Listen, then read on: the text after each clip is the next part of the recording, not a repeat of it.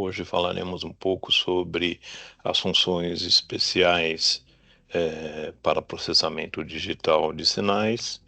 Em particular, são duas: o delta de Dirac discreto e o degrau unitário discreto, que tem uma utilidade que será exemplificada ao longo dessa explicação.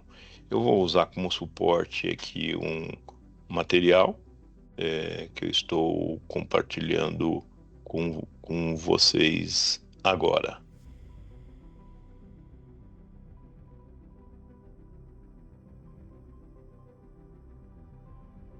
Então, em processamento digital de sinais, nós temos duas funções bem interessantes, bem relevantes. Uma é o delta de Dirac, né? Tá aqui representada, já vamos falar sobre ela, e a função degrau. Essas duas funções também existem em tempo contínuo, né? Porém com definições aí diferentes, né?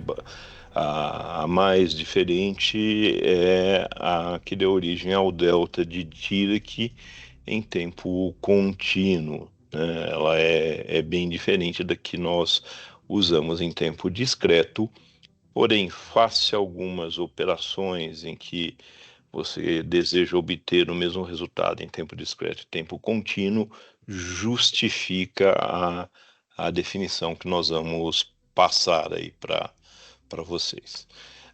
A primeira é a função degrau unitário, né?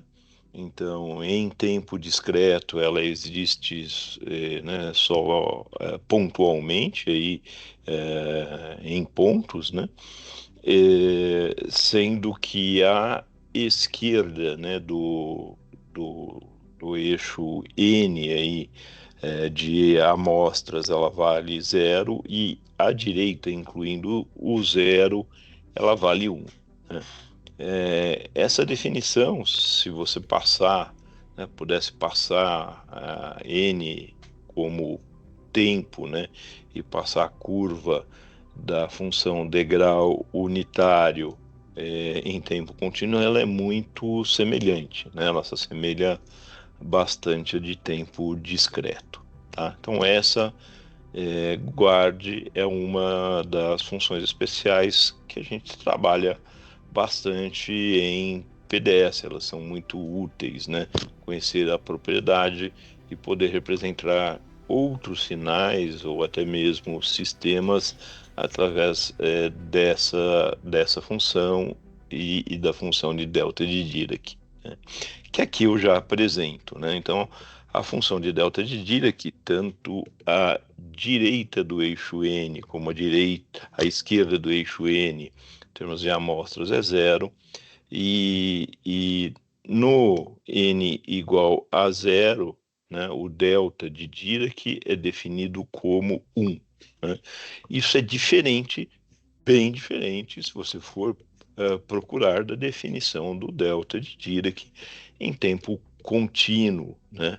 Onde nós definimos a função como zero, né? Também em todos os instantes à direita e à esquerda, com exceção do ponto zero, só que no ponto zero a gente trabalha com uma integral, né? Então pode ser uma integral de menos infinito até mais infinito, né? Desse delta de Dirac no tempo contínuo, dando 1. Ou, obviamente, você vai afunilando, né, para ter o zero pela esquerda e o zero pela direita, também gerando esse 1.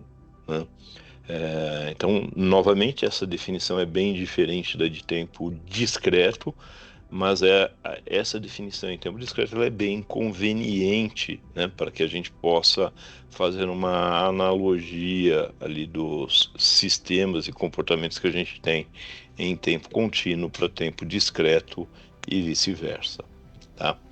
É, e aí algumas questões, né? Quer dizer, como é que eu posso representar, né, o degrau ou degrau unitário a partir de impulsos, né?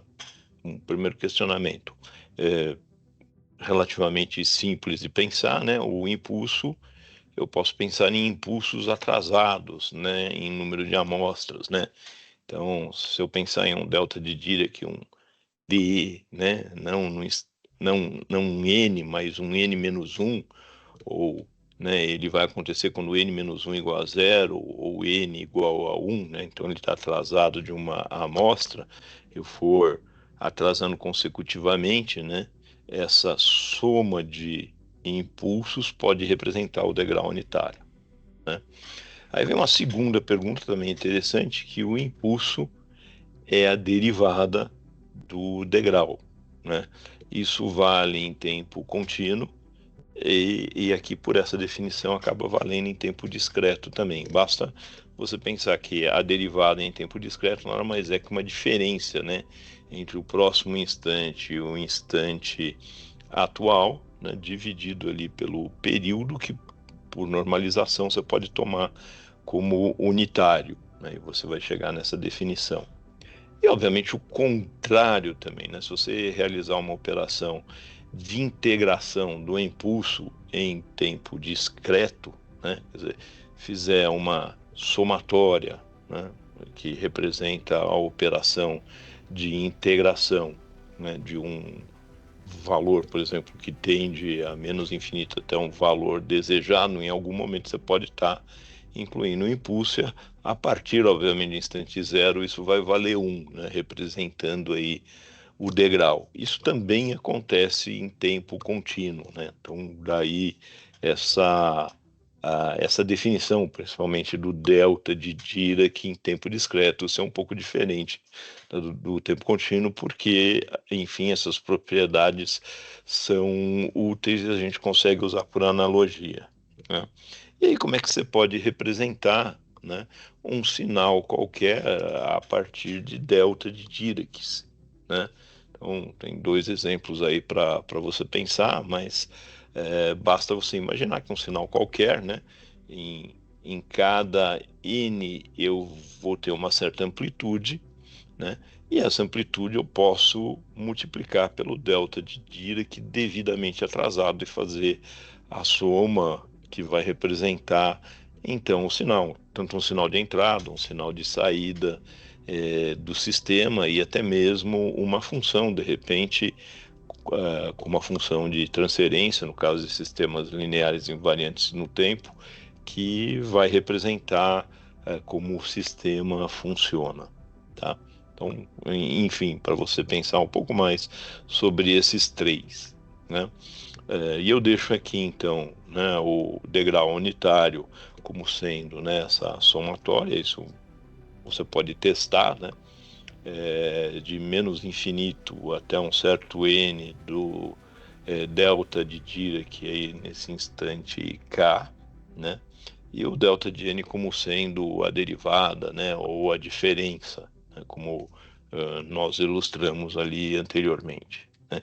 E aqui apenas justificando, né, nós temos o Claude Shannon e o Next, né, que são dois importantes cientistas aí do século XX que trabalharam muito nessa questão dos ambientes digitais e no processamento, né, de sinais digitais. E aqui, então, um exercício para que a gente pense um pouco, né? Se eu pegar um sinal x de n, que seja representado pelo degrau, mais o degrau atrasado, né, de 2 amostras, um degrau atrasado de 4 amostras, depois subtrair por um degrau atrasado de 6 amostras, né?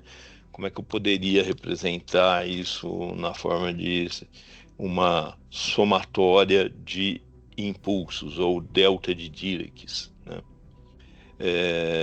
E aí, então, né, uma das formas é gráfica, é fácil de visualizar. É você, por exemplo, tomar o U de N, né, que eu coloquei o gráfico do U de N, né, para você dar uma olhada. Em seguida, eu coloquei o U de N menos 2. Em seguida, né, o menos 3 U de N menos 6, né? Então, ele começa somente no instante 6, né, e o outro lá no instante 2. e naturalmente, né, o n-4 também vai começar no instante 4, né, com amplitude 1, e no momento que você superpõe todos essas funções degrau, você vai obter esse resultado, né? Então, é um resultado que no instante 0 e no instante 1, na amostra 1, ele vale 1, depois no 2, no 3 ele vale 2, depois no 4, no 5 ele vale 3, e depois a função volta para o zero, né? Ou deixa de ser interessante para o estudo, né? Ou seja, é uma função que forneceria energia, né, para um sistema, né, a partir aí dessas 6 amostras. Então, por que não representá-las, né, a partir aí de delta de Dirac, né, ou impulsos. Isso aqui eu posso realizar também algebricamente, né, um pouco mais trabalhoso, mas dá exatamente o mesmo resultado, né? Então, se eu pegar a expressão inicial e for arbitrando valores para o n, né, tanto para o lado esquerdo como para o lado direito aqui dessa igualdade, né, eu posso ir calculando, né, os diversos valores de x de n, né, quando que eles acontecem. Por exemplo, o u de menos 1 não existe, é 0, menos 3 é 0, né, que menos 7 é 0, então o x de menos 1, obviamente a soma de tudo vai dar 0, né? No caso de n igual a 0, né, se você substituir aqui, você vai ver que o U de 0 já vale 1, né, e todos os outros, né, o U de menos 2, o de menos 4, por definição, o de menos 6, valem 0. E assim por diante, né? Você pode ir calculando e você vai verificar que a operação gráfica e essa operação algébrica, né, para todos os n's, são coerentes, né? Dá exatamente a mesma coisa. E é uma questão de gosto, se você prefere trabalhar pela álgebra ou trabalhar visualizando, né, graficamente. E finalmente, né, quer dizer, essa função, lembrando, né, que eu tenho aquelas 6 representações, aqueles 6 instantes de representação, eu poderia, né, simplesmente pensar no delta de Dirac no instante 0 com o delta de Dirac atrasado de uma amostra, né, e depois com o dobro da amplitude no instante menos 2, desculpa, no instante 2 e no instante 3, atrasados de 2 e 3 amostras, e 3, né, atrasado ali de 4 e 5 amostras, né, só voltando no gráfico para lembrar aqui, né, olha o delta de Dirac aqui, delta de Dirac atrasado de uma amostra com amplitude 1, depois de 2 e 3 amostras com amplitude 2, né, e finalmente de 4 e 5 amostras com amplitude 3, tá? Gerando essa expressão, né?